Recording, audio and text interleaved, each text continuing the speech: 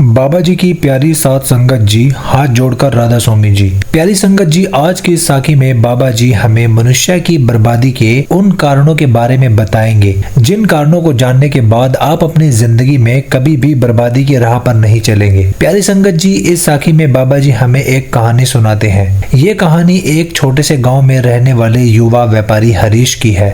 ये कहानी हमें जीवन में विवेक, संतुलन और नैतिकता का महत्व सिखाती है। तो चलिए हम आपको इस कहानी के माध्यम से समझाते हैं कि वो 7 कारण कौन से हैं जिससे मनुष्य बर्बादी की राह पर चला जाता है। तो चलिए शुरू करते हैं। प्यारी संगत जी, हरीश अपने गांव का सबसे सफल व्यापारी था। उसकी आय बढ़ रही थी और वो लगातार नई संपत्तियां खरीद रहा था, लेकिन उसकी सफलता के साथ उसका अभिमान भी बढ़ता गया। उसे लगता था कि उसके पास सब कुछ है और वो दूसरों से श्रेष्ठ है। एक दिन गांव में एक वृद्ध बाबा जी आए। उन्होंने गांव वालों को संबोधित करते हुए कहा, मनुष्य की बर्बादी के 7 कारण हैं। वो 7 कारण ये हैं: सिद्धांतों के बिना, राजनीतिक श्रम के बिना, धन विवेक के बिना, सुख चरित्र के बिना, ज्ञान नैतिकता के बिना, व्यापार मानवीयता के बिना, विज्ञान त्याग के बिना। हरीश ने इन बातों को अनसुना कर दिया। उसने सोचा, ये सब मेरे जैसे सफल आदमी के लिए नहीं है। लेकिन वृद्ध बाबा जी की बातों का महत्व उसे जल्द ही समझ में आने वाला था। हरीश का व्यापार दिन ब दिन बढ़ता जा रहा था, लेकिन उसने अपने श्रमिकों का शोषण करना शुरू कर दिया। वो उन्हें कम वेतन देता और अधिक काम करवाता। श्रमिकों के प्रति उसकी सहानुभूति खत्म हो गई थी। एक दिन उसके एक पुराने कर्मचारी रमेश ने कहा, मालिक, हमें मेहनत का पूरा फल चाहिए। आप जितना कमा रहे हैं उसमें से हमारा भी हिस्सा होना चाहिए। हरीश ने गुस्से में रमेश को काम से निकाल दिया, लेकिन जैसे जैसे रमेश के जाने के बाद अन्य श्रमिक भी विरोध करने लगे। हरीश का व्यापार लड़खड़ाने लगा। हरीश ने जल्दी मुनाफा कमाने के लिए घटिया सामग्री से सामान बनाना शुरू कर दिया। ग्राहक ये बात समझ गए और धीरे धीरे उससे सामान खरीदना बंद कर दिया। एक दिन गांव के एक बुजुर्ग ग्राहक ने कहा, हरीश, व्यापार केवल लाभ कमाने का साधन नहीं है, ये विश्वास का आधार है। नैतिकता के बिना व्यापार तुम्हारी बर्बादी का कारण बनेगा। हरीश ने उस बुजुर्ग की बात पर हंसते हुए कहा, मुझे व्यापार करना तुमसे बेहतर आता है। लेकिन कुछ ही महीनों में उसका व्यापार ठप हो गया। अपनी असफलता से परेशान होकर हरीश ने शराब और जुए में खुद को डुबो दिया।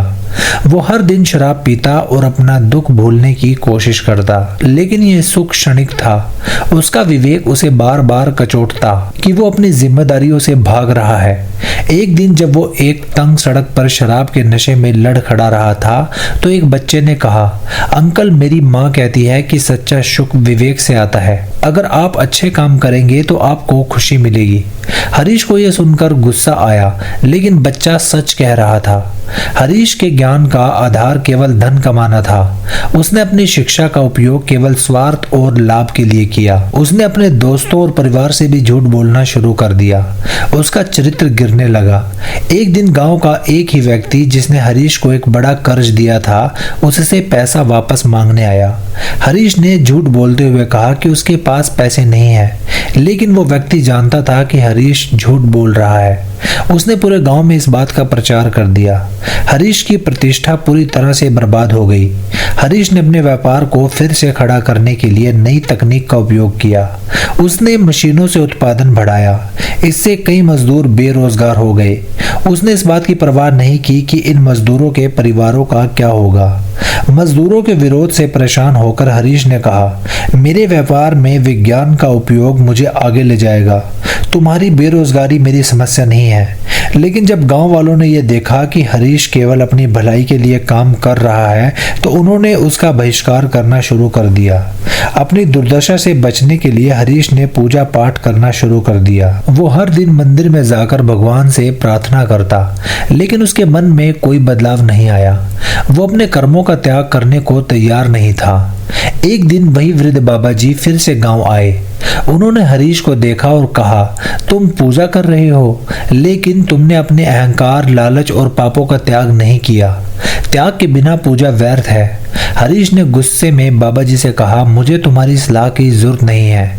धीरे धीरे हरीश की संपत्ति खत्म हो गई। उसके मित्र, परिवार और ग्राहक सभी उससे दूर हो गए।